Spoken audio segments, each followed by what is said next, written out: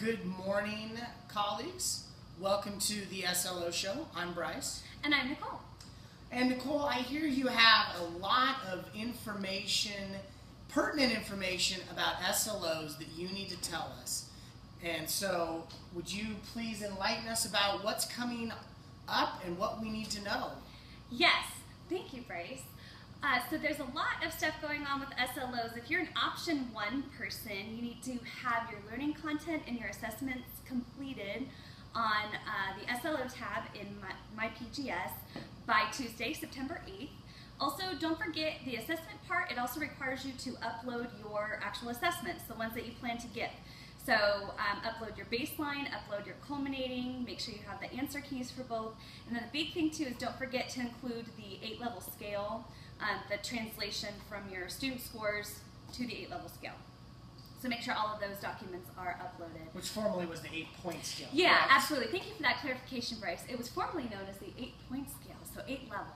Yes. Like a video game. Like a video game, yeah. Okay, and a couple other things we wanted to talk about. The review teams will meet next week on September 9th and 10th. If you are last name that starts with A through last name K, your SLO administrator for review is going to be Marissa McClish. That's M-A-R-I-S-S-A, McClish, M-C-C-L-I-S-H.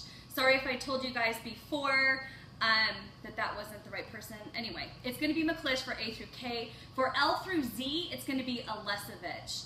And where you put that information is in the preparation phase of your SLO.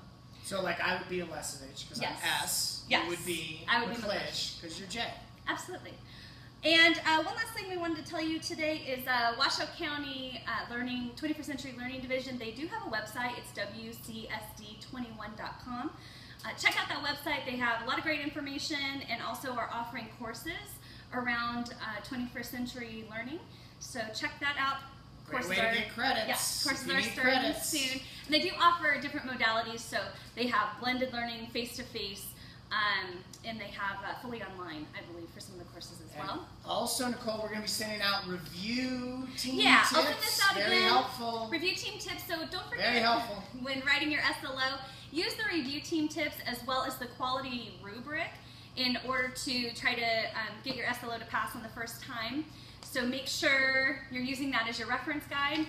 It also describes on here what focus, coherence, and pivotal means when we're talking about learning content. So it's definitely a great resource to use. Don't forget there are 2 rounds of approval with the SLOs. So round 1, all of that stuff, like I said, learning content and assessments is due September 8th. After you're approved, you can give your baseline test. And then after that, you craft the rest of your SLO, which are the rest of the components in the development phase. And there will be more to come on that. And actually, my Aunt Edna is coming into town next week. Oh, I love her. I love her too. So she will give us some updates on the second round of approval. If you have any questions, as always, you can see Bryce or me, and we will totally help you out. Thanks for joining us. Thanks for joining us Have a great today. day.